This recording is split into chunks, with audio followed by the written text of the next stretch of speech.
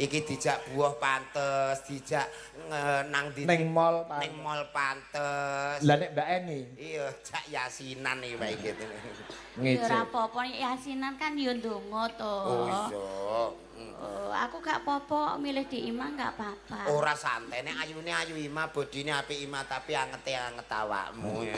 Masa Nggih, kok iso anget Mbak Eni? Oh, lah Mbak Eni nek kadung set sare ngeten iki gasange ndok mingkup ngene mateng Pak gitu. Keleke iki iso matenge ndok. Kandhane kaya. Nggih wingi londoke julang tak kempit kisut. Lah dikongkon sedeleke suwengi mbok kempit kok Lah aku keturun no, Lah. Mas.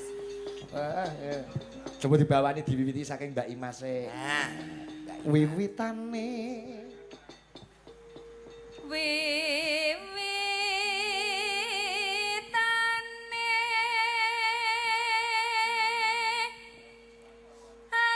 anderek sang peki. bakul es dada tak mbarne terus aja. Lolo. Ben ngerti kekuatane dalang iso mayokke. ya. Nek aku meneng ae kan yo ora ono sing nukoni. Lho ngrasakno iki mau tekone jam sore lho, Mas. Ngenteni julan. Barengi sinden tekon Udan-udan kok dodol es. Panas niku, teh panas. Lah nek ora ndang payu kan dadi adem. Oh iya iya. Aku lah ya embe-embe gak roh kaya gitu. Ya Aja ngono to, Mas. Wis jare anak buahmu. Jare anak. Nek cara PT wis tak pecat ya Pak iki.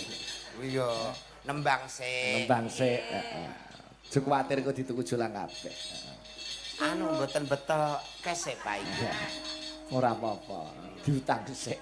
Tak silihi ya, Mas. Rasa Tak silehi aku nggawa. gayamu wong gile wong kowe nek disisilehi yo manak wae. Lho iya no wong nembange ya manak kok. 50 kok mosok dadi swidak 7. Lho wong wedok ya ngono kuwi manak. Jare engko nek gak manak mandul. Lah iya. Iki nek bab kono nek bab dhuwit ki ora oleh.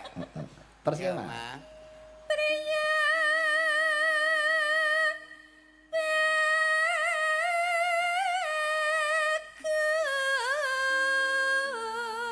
Bagus. Kang Allah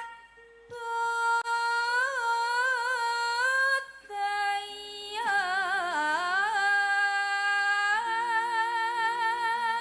Genti Mbak Eni. Aja. Ayo aja nganti kalah. Sowan menyang kutha. Sing mesra aja. Cekel tangane aja.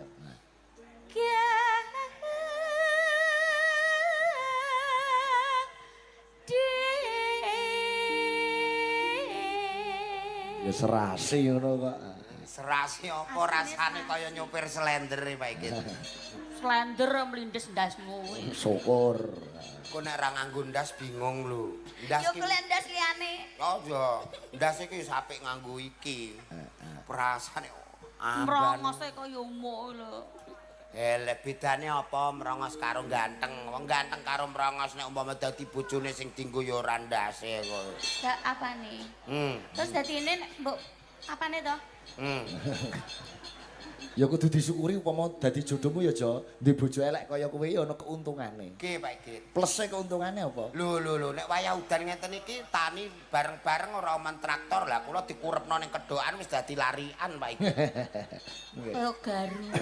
Ning masih lemu tetep sayang. Biasane wong wedok iki wong loro iki papat ngarep guri yo Pak iki. Kok papat ngarep guri? Lah niki nyatane Apa? Lah, Entuk iki montem apa kuwi? iki ora padha ta mek ngarep kuwi. Dudu. Lah iki apa wi? Iki puno. Wah, kok kaya lemosin. Sinden padane sapi. Alah, Ngono ya mbok demak-demak terus. demak-demak wong aku wis merasa rugi kok. Kok iso rugi? Ha nginep mahmu bayar 1,5 juta tamu ora ana bablasan jebule punuk to. Layak dimut kok ora ono aneh. Lah kok Tiap usia bablas menengae. Lha ngono ya nglimmek nganti esuk ngono. aku ora sadar kok. Glimet. Piye, Mbak? Glimeke julang piye, Mbak? Aku mulane kok gak metu-metu malah apa kabeh. Tapi kula nggih matur nuwun, Lah, kula terus pripun? kula dadi glegeken. Lah kaya kerokan kok. Hai. Oh alah, Jojo. Untukku kok kaya dhuwit diler ngono ra gatek-gatek. Rai yo aku yo. Ya sia-sia. Oper Mbak Ima. Imane. Nek rene lho semangat banget. Ayo, Mbak.